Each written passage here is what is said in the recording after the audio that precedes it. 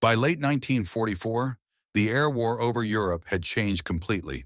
The Luftwaffe, once dominant in the skies, was now fighting on the defensive against swarms of Allied bombers and their long-range escorts, the P-51 Mustangs. The introduction of the Mustang had erased Germany's last strategic advantage, speed and altitude. With external fuel tanks, the P-51 could escort B-17 and B-24 all the way to Berlin and back, engaging German fighters wherever they appeared.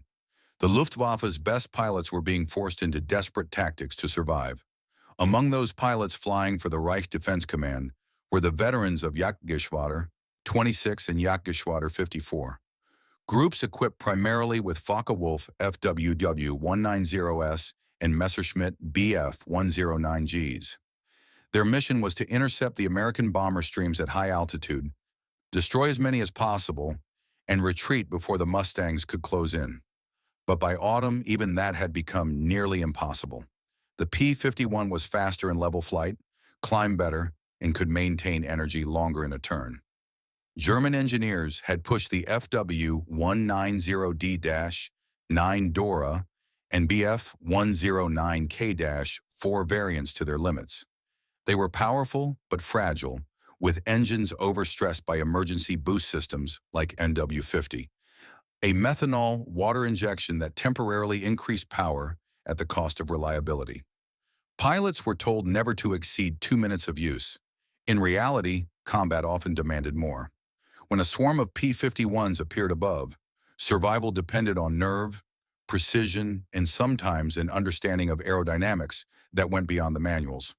It was during this late stage of the war that one Luftwaffe pilot, unnamed in surviving records but later referenced in Allied intelligence reports, performed what American observers would later describe as a crazy dive.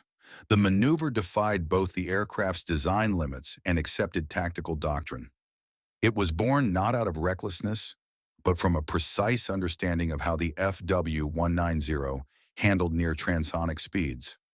The Focke-Wulf's rugged radial engine gave it exceptional performance in a dive. Unlike the inline engine Bf-109, which could experience compressibility issues and control stiffness beyond 800 kilometers per hour, the FW-190 could maintain structural integrity at higher speeds. Its broad wings, short fuselage, and balanced control surfaces allowed rapid recovery from steep angles. But few pilots dared to exploit that limit. The airframe could easily disintegrate if the pilot pulled out too late. The Luftwaffe's training manual specifically warned against diving beyond 750 kilometers per hour. Compressibility, the aerodynamic effect where airflow over control surfaces reached near sonic speed, caused elevators to lock and the aircraft to lose pitch control. At such speeds, even small inputs could tear off the wings.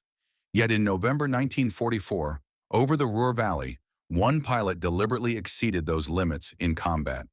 His decision would not only save his life, but also the remnants of his squadron. That morning, the 8th Air Force had launched another massive raid against synthetic fuel plants in Luna and Merseburg.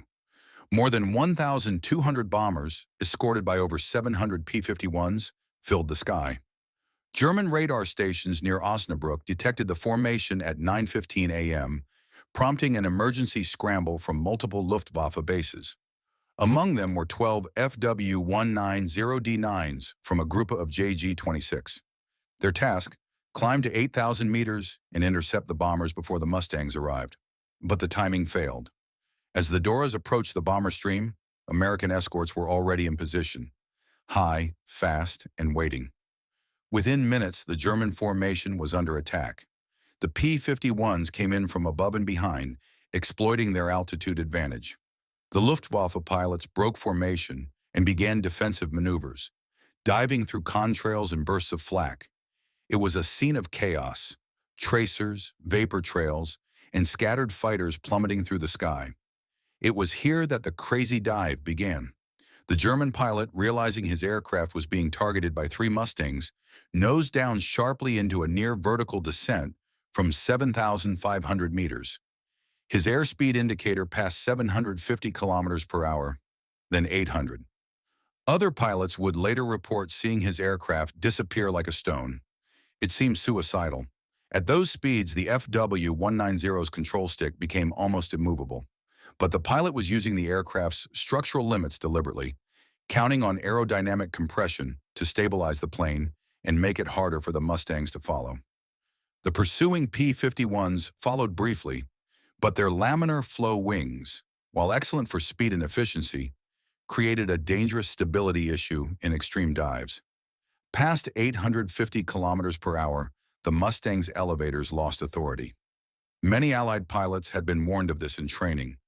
Do not pursue a Focke-Wulf in a vertical dive below 20,000 feet.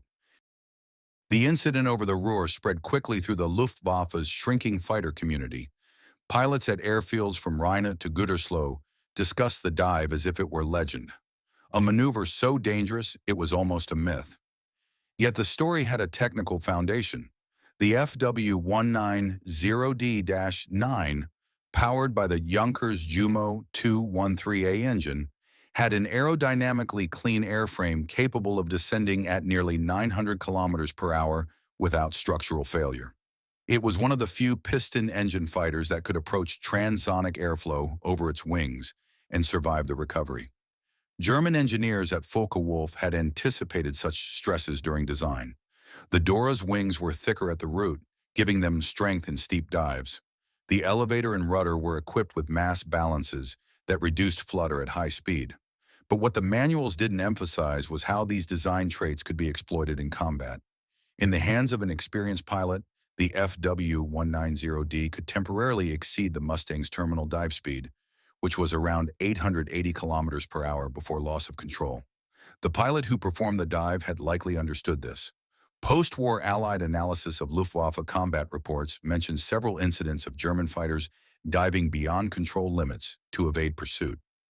Engineers later determined that many pilots were using the natural aerodynamic tuck, the nose-down tendency caused by compressibility, to stabilize their descent. It was a terrifying technique, requiring split-second timing and physical strength to pull out before the aircraft hit the ground. After the November engagement, Luftwaffe tactical instructors began quietly discussing the possibility of incorporating the maneuver into training. Reports from JG-26 and JG-54 emphasize that rapid near-vertical descent, followed by low-level escape, can break Mustang pursuit. The key was timing, entering the dive early enough to build distance, but not so steep as to lose all control. In theory, the Dora's airframe could withstand 10 G in short bursts during recovery. In practice, pilots rarely pulled more than 6 before blackout. The American response came just weeks later. Pilots of the 4th Fighter Group and 352nd Fighter Group began noting in debriefings that German Doras were escaping into the ground haze by diving vertically. Lieutenant Robert Eckhard of the 335th Squadron described one encounter. He rolled inverted, went straight down, and vanished. I followed to about 25,000 feet, but my elevator froze. I had to level out. He disappeared under the clouds. For the Americans, this was both infuriating and confusing. They had always believed the Mustang to be superior in nearly every respect. The idea that a German fighter could simply dive away from combat challenged that assumption. Engineers at North American Aviation had tested the P-51D's compressibility behavior in wind tunnels, confirming that at Mach 0.78, roughly 925 kilometers per hour at altitude, the aircraft became nearly uncontrollable in pitch. The FW-190, with its thicker airfoil and shorter wingspan, reached critical Mach later, around 0.80. This subtle difference gave the German pilots a razor-thin margin, a few seconds of control in which to escape pursuit. The crazy dive wasn't just a stunt, it was an application of aerodynamic reality. It demonstrated how deep knowledge of flight behavior could outweigh sheer horsepower. By December 1944, more Luftwaffe squadrons were adopting what they now called the Todessturz, the death dive. It wasn't a formal tactic, but a last resort for survival. It became particularly common among pilots flying the new FW-190D, 9S and late B, F-109K models during intercept missions against the 8th Air Force. For young, inexperienced flyers, it was dangerous. For veterans who understood their aircraft's limits, it was often the only way to live through a mission. The Luftwaffe command never officially endorsed it. Too many aircraft had already been lost to structural failure. But frontline pilots continued using it, a desperate, self-taught adaptation to the changing balance of air power.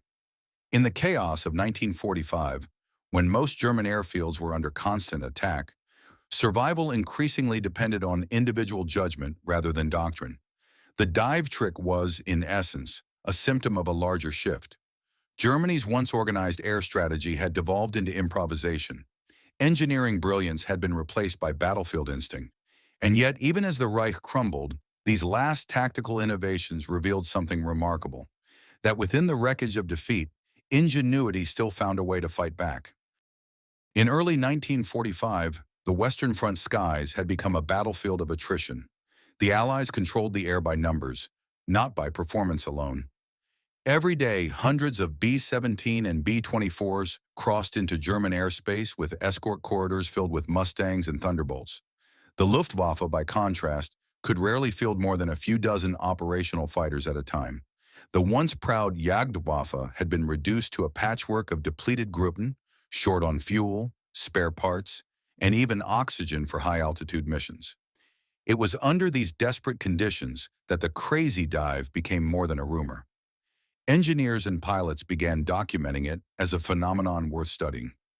In January, a technical officer from Jagdgeschwader 26 submitted a report to the Luftwaffe's testing center at Rechlin. He described several pilots surviving against overwhelming odds by entering vertical dives from 8,000 meters and using ground clutter to evade radar in pursuit.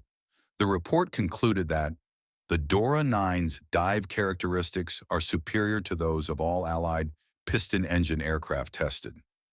Rechlin's engineers confirmed this after simulated dives with test aircraft.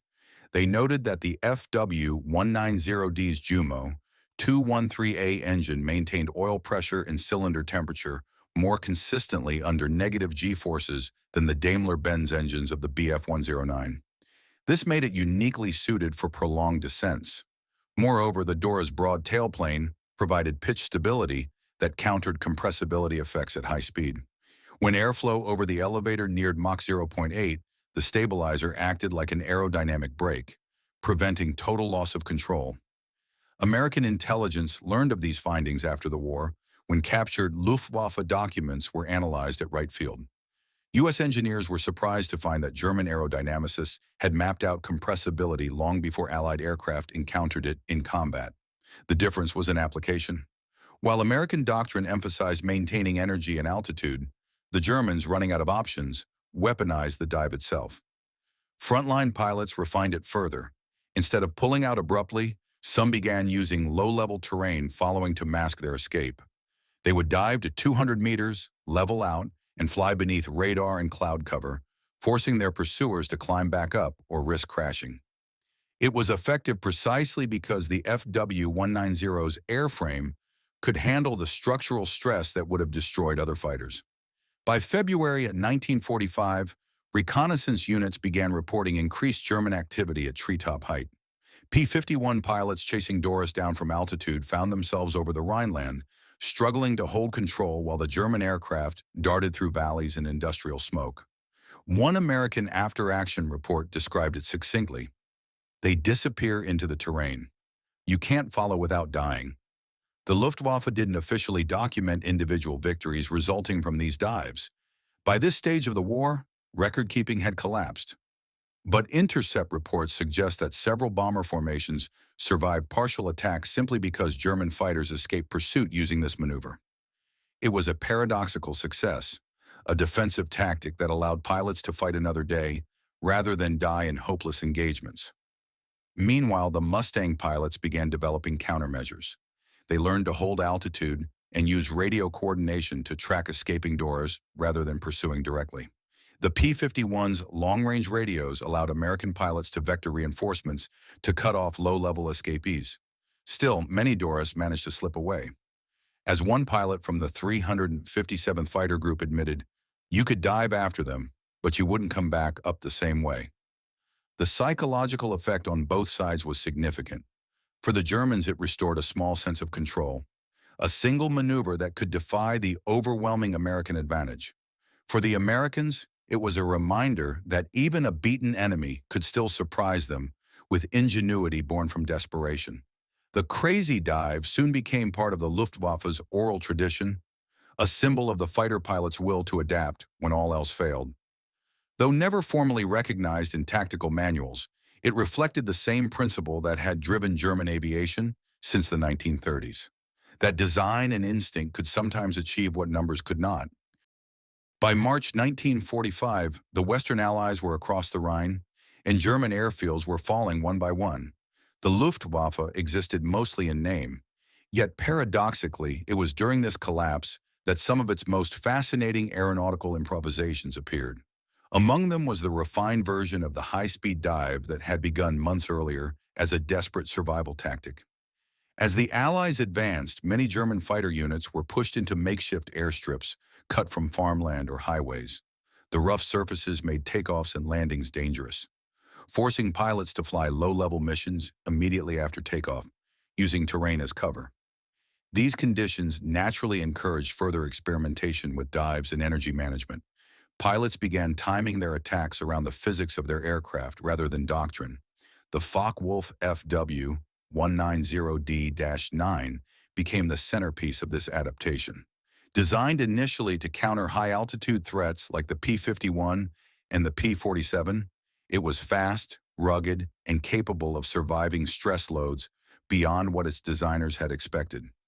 The Jumo 213 engine, equipped with a two-stage supercharger, provided sustained power even in thin air.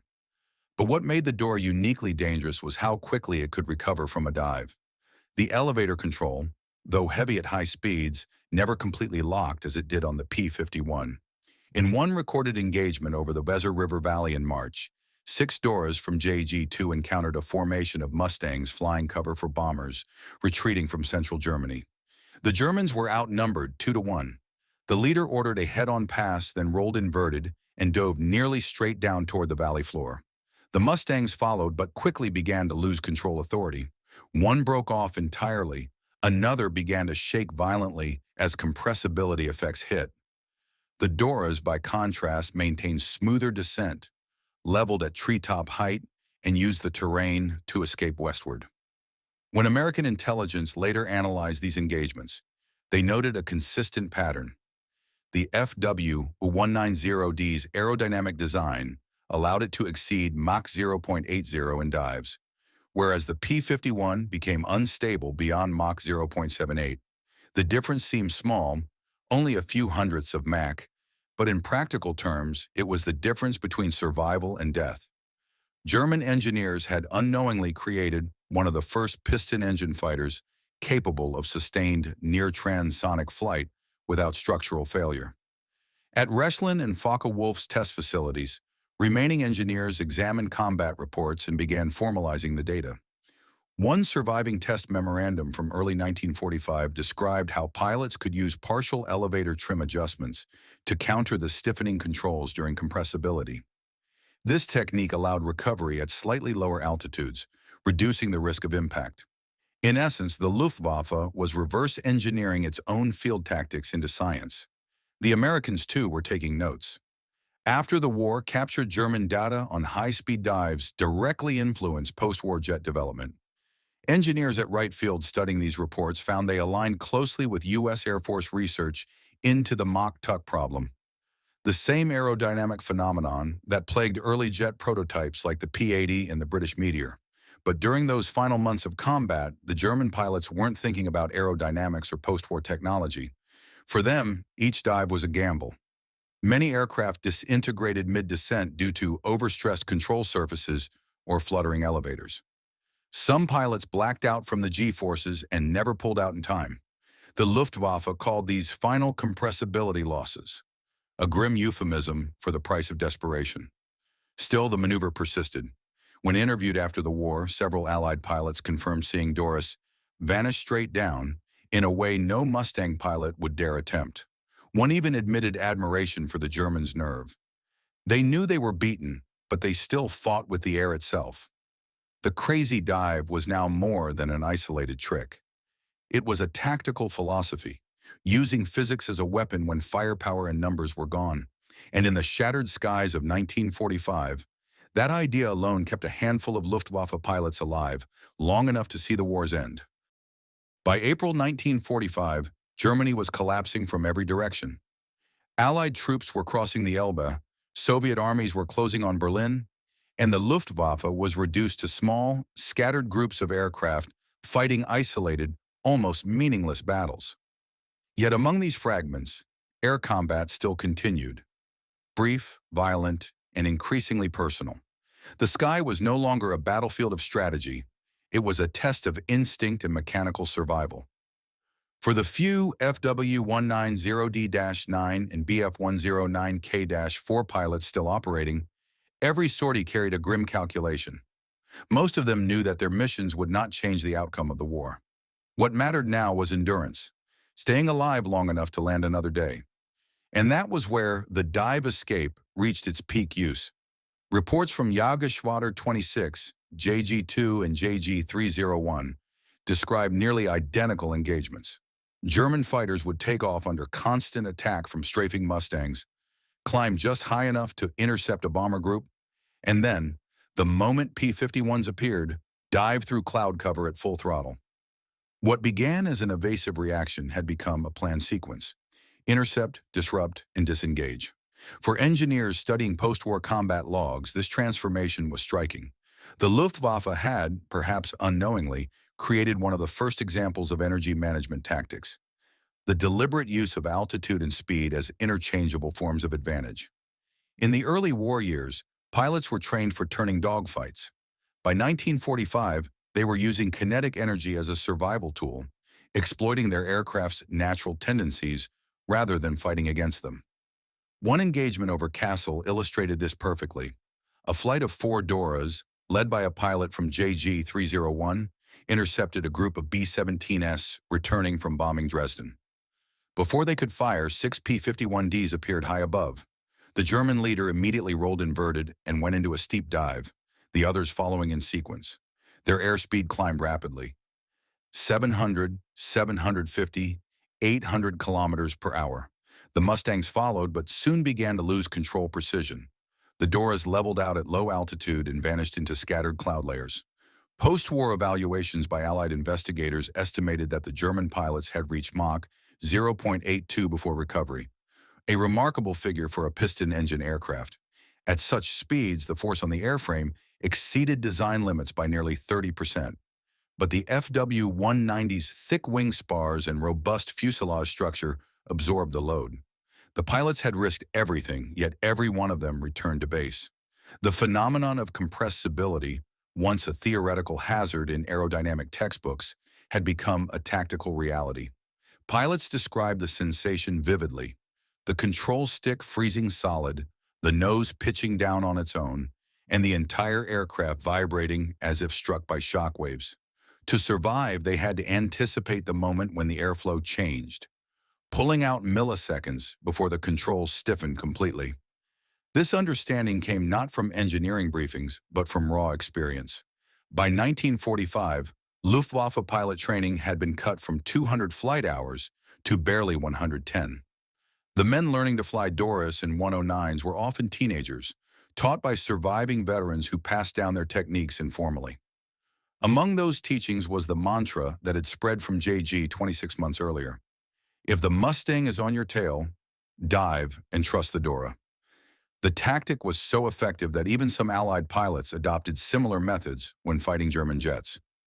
Reports from P-47 and P-51 squadrons later described diving away from Me-262S using the same principles of energy and timing the Luftwaffe had refined. The irony was complete. A maneuver born of desperation in a dying air force had become a survival lesson for the victors. Back in Germany, engineers at Focke-Wulf were still recording data until the final days. Their last technical summaries from April 1945 mention a curious discovery.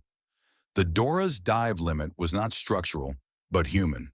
The aircraft could endure more than the pilot could withstand. Beyond 10 grams, even the strongest flyers blacked out. Machines had, in a sense, surpassed their masters. That revelation was more than symbolic.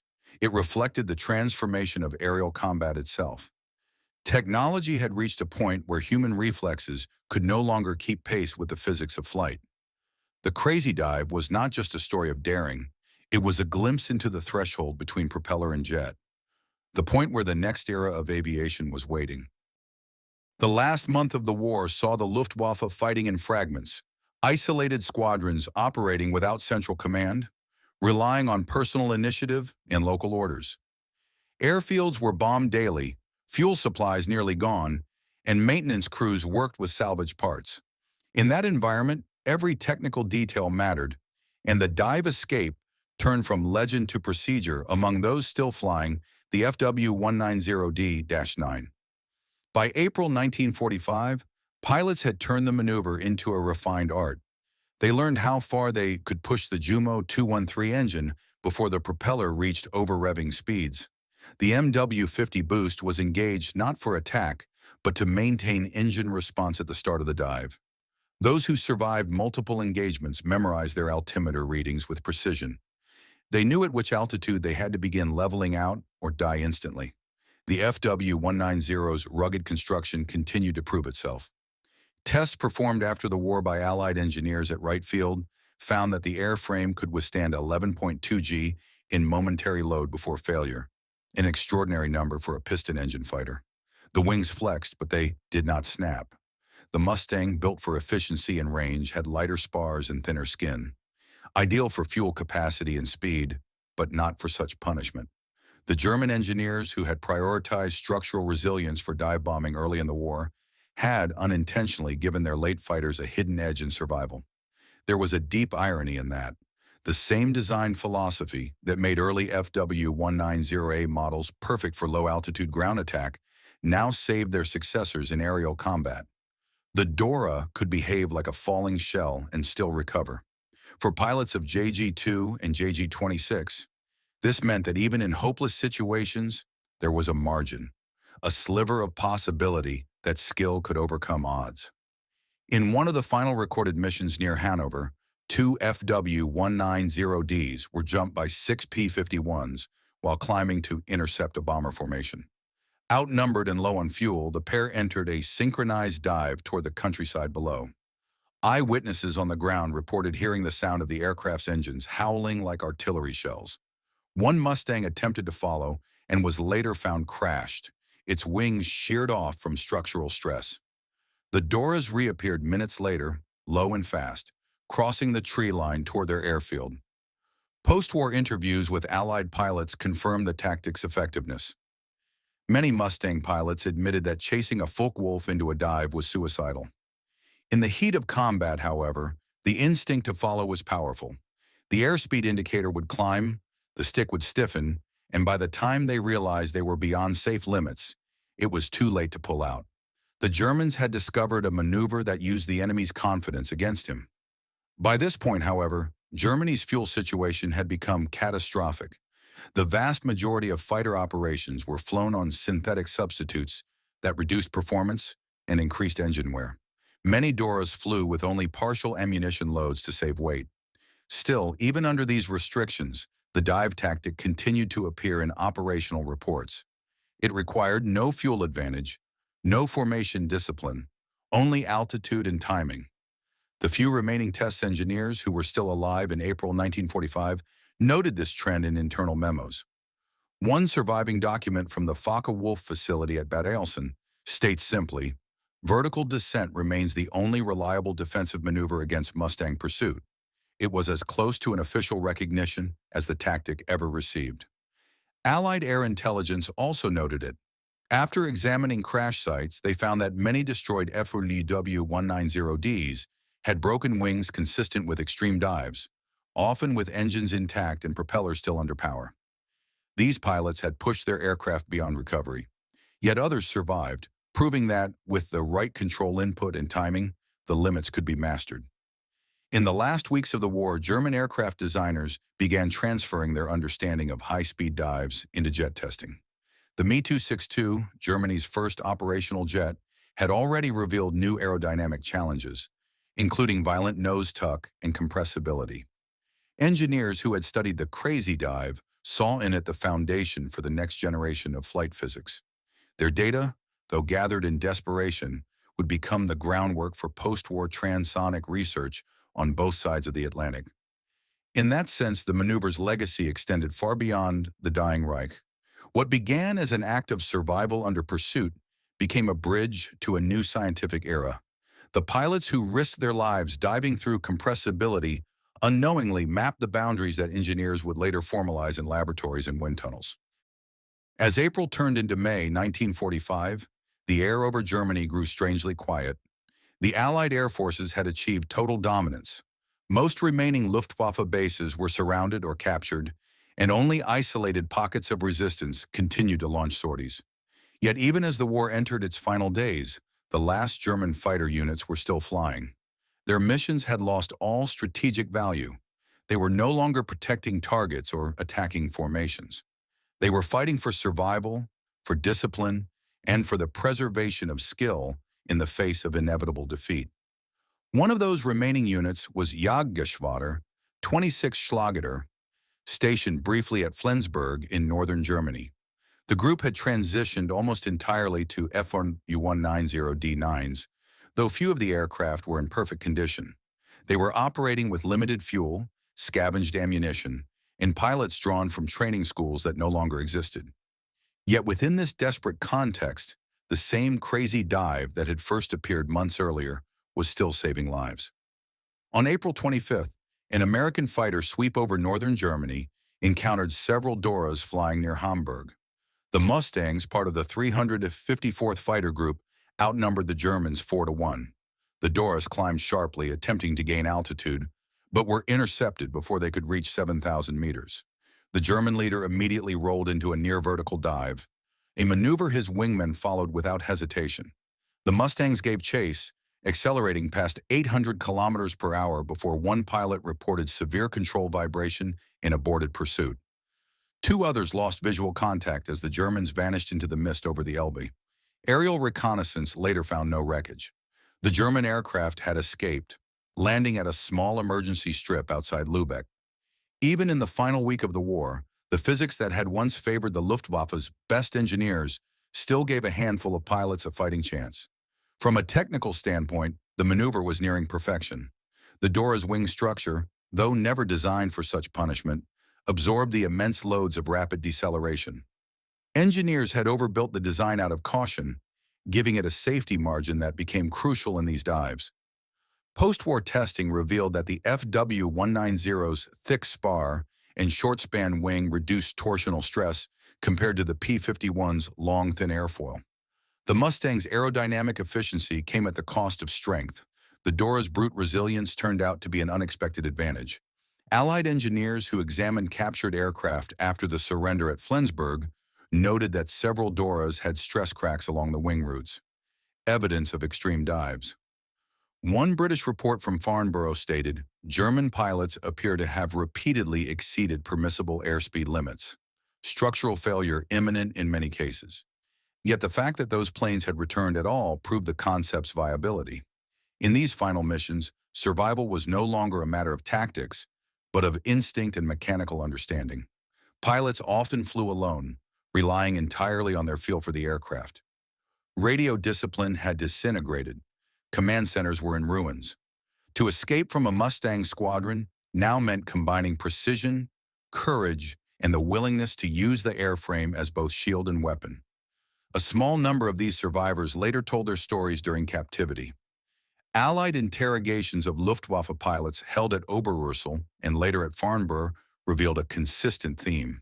They described the dive as both terrifying and methodical, a moment where their lives depended on physics rather than combat skill. One former lieutenant explained, "It was no longer about victory. You had to know what the air would do at 800 kilometers per hour. If you guessed wrong, you never came back." For historians studying the decline of the Luftwaffe, these interviews became a rare insight into how quickly technology had outpaced training. The younger pilots were improvising techniques that had taken pre-war engineers years to calculate in laboratories. Each dive that ended in survival added to a growing body of experience, a final tragic testament to German aviation's technical sophistication. In the closing days of the war, The skies over northern Germany still echoed with the sound of those dives. A roar followed by silence as the aircraft vanished into the haze. The Mustang squadrons, superior in number and performance, could not always follow. The air war, once decided by strategy and production, had narrowed to a series of individual struggles where knowledge of compressibility, gravity, and timing determined life or death. The crazy dive had begun as an accident of desperation. By April 1945, it had become the last discipline of a defeated Air Force. By the end of April 1945, Luftwaffe activity was concentrated mostly in northern Germany and Bohemia. American and British forces controlled most of the western skies, while Soviet air armies dominated the east. For the few remaining German squadrons, every flight was effectively a one-way mission. Yet, despite fuel shortages and chaos, their tactics continued to evolve. The dive escape, perfected through countless fatal experiments, had turned into an informal doctrine. The Luftwaffe's Central Command no longer issued formal orders.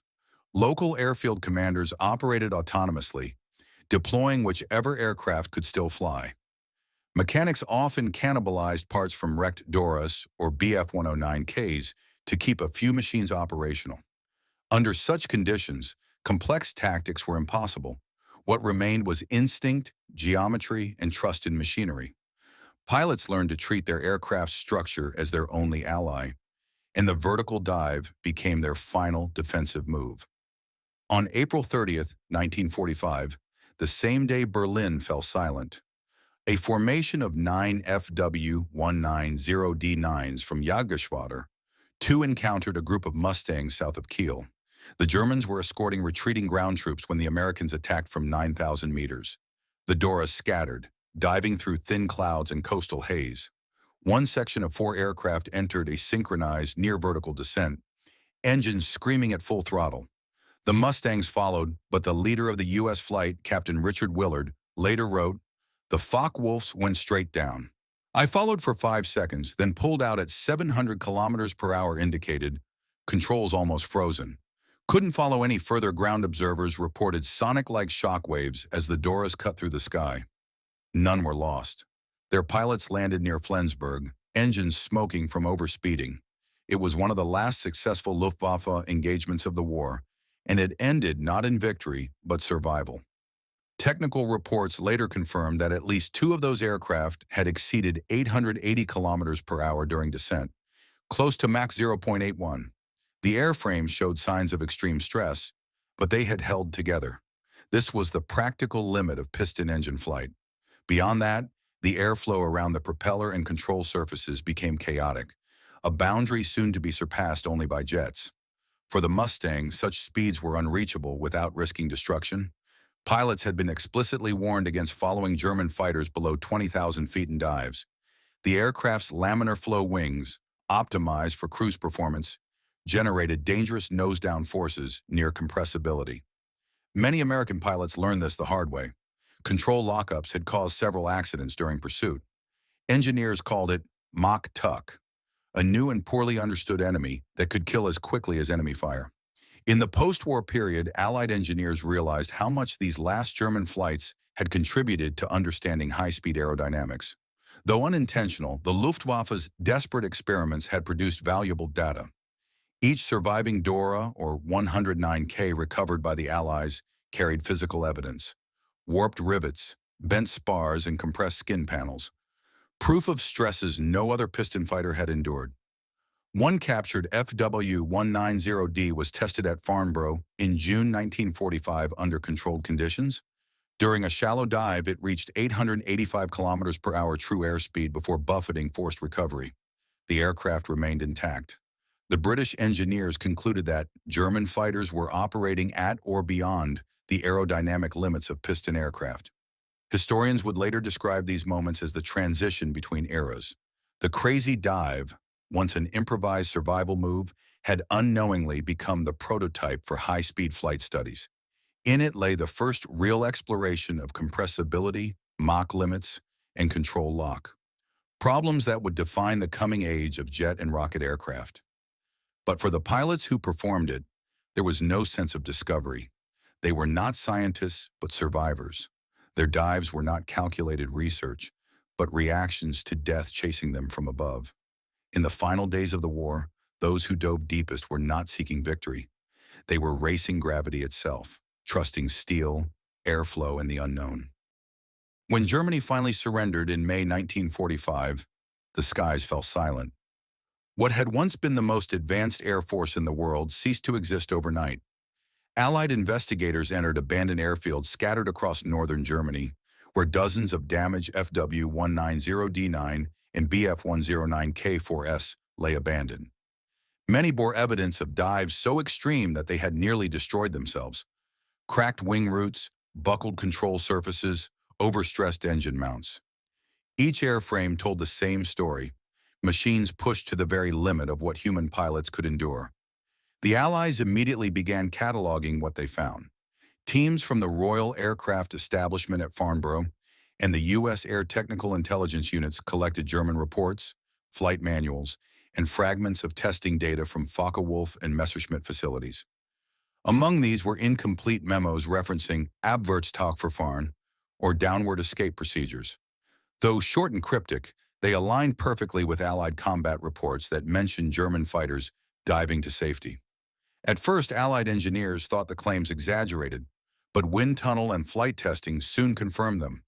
When the FW-190D was subjected to high-speed trials, its robust airframe proved capable of handling momentary loads far above its stated limits. In comparison, the P-51D Mustang began to show structural deformation at similar speeds. The difference was not technological superiority, but philosophy. American aircraft were designed for endurance and range. German aircraft for momentary power and ruggedness. The Dora's heavy structure, though costly in weight, made it a survivor when pushed beyond theoretical boundaries. Captured German test notes from the Reckland Flight Center revealed that by late 1944, engineers were deliberately investigating compressibility effects using frontline aircraft. The data they collected under wartime conditions would later become part of the foundation for post-war supersonic flight studies. Terms like Mach-Zahl, Mach number, and Verdichtungsgrenze, compressibility limit, appeared throughout these documents, words that would soon dominate the vocabulary of Cold War aviation research. For pilots, though, those studies had come too late. The Luftwaffe's downfall was never due to lack of engineering brilliance, but to the collapse of everything around it: fuel, logistics, and experienced men. The crazy dive that saved so many Doras in the war's last months was both a symbol of ingenuity and futility. It demonstrated that even in defeat, the pilots and engineers could still find ways to bend physics to their will. But it also showed how far Germany had fallen from the organized air power of 1940. When Allied test pilots flew the captured Doras, they noted an unsettling feeling of solidity. The aircraft was heavier and less agile than the Mustang, but at high speeds it felt unbreakable. American pilot Lieutenant Ken Chilstrom, one of the men tasked with evaluating captured Luftwaffe aircraft, later recalled, "The Focke-Wulf wasn't elegant, but it was brutally strong. You could feel the thing wanted to go faster than the air would let it." Those impressions reflected the deeper truth that wartime desperation had created machines ahead of their time. The lessons drawn from those final dives went directly into the design philosophy of early jet aircraft, particularly in the need for stronger control systems, all-metal wings, and higher safety margins at transonic speeds. The data taken from destroyed FW-19s and 109s would inform engineers developing the F-86 Sabre, the MiG-15, and even the first generation of supersonic research planes. For Germany itself, there was no continuity. Its aviation industry was dismantled, its engineers scattered across the world, some joining American projects under Operation Paperclip, others working for the Soviets. But in both East and West, their wartime experience with dives and compressibility became a shared legacy of progress born from destruction. Historians looking back on these final Luftwaffe tactics would later call them the last improvisations of reason. They represented the point where instinct met science, where human pilots, driven by fear and experience, explored physical limits that even their engineers barely understood. The crazy dive was more than a maneuver. It was a moment in history when war forced men to learn what the air could do before the textbooks caught up. In the months after the war, As Allied investigators pieced together the remnants of the Luftwaffe, the story of the crazy dive faded quietly into technical reports and debriefing transcripts. There were no medals, no formal commendations, and no recorded names for the pilots who had mastered it. It was simply absorbed into the wider analysis of German aircraft performance, an anecdote in a war defined by industrial scale. Yet beneath the surface, that maneuver symbolized something far greater, the transformation of air combat from courage to calculation. At Focke-Wulf's ruined facilities, Allied engineers discovered experimental notes referencing limit Mach testing in dive conditions. These studies, begun in 1944 under pressure from the Reich Air Ministry, had produced data that predated some Allied research into compressibility. The engineers had sought to understand why their fighters could suddenly lose control at high speed and how to prevent it. The answers found in surviving fragments of aerodynamic charts were the same problems that post-war jet designers would spend years solving. When the Royal Aircraft Establishment at Farnborough and the U.S. Army Air Force's technical teams reviewed these documents, they realized their importance. The Luftwaffe's desperate high-speed dives had generated the first real combat data on transonic flight behavior. The stresses endured by the FW-190D and BF-109K during those maneuvers provided direct evidence of airflow separation, shockwave formation, and control surface distortion, the very issues that would later define early jet flight testing. But for the men who performed them, those dives were not research. They were an instinctive reaction to impossible odds. The pilots who survived described them not as acts of bravery, but as acts of necessity. In interviews conducted by Allied interrogators, several Luftwaffe veterans spoke of the sensation. The airframe shaking, the sound changing from a roar to a piercing howl, and the growing pressure that made the control stick feel like it was cast in concrete. One pilot summed it up simply: "You didn't think about speed. You thought about staying alive one more second." As the Allies examined captured airframes and data, a paradox emerged. The same qualities that had made the German aircraft formidable, their structural strength, compact design, and focus on instantaneous power, had also made them ideal for surviving these extreme dives. The Mustang, optimized for endurance and efficiency, had won the air war through strategy and production. The Dora, built for resilience and raw performance, had survived it in moments of chaos. When engineers compared post-war flight data, they found that the BF-109 and FW-190 families had operated near the absolute aerodynamic limit of piston-driven flight. Beyond Mach 0.82, stability vanished. The airflow detached from the wings, and the aircraft entered uncontrollable pitch. The German fighters had brushed that boundary, sometimes crossing it for seconds at a time. They had done, through instinct and desperation, what later generations would do deliberately with jets and rockets.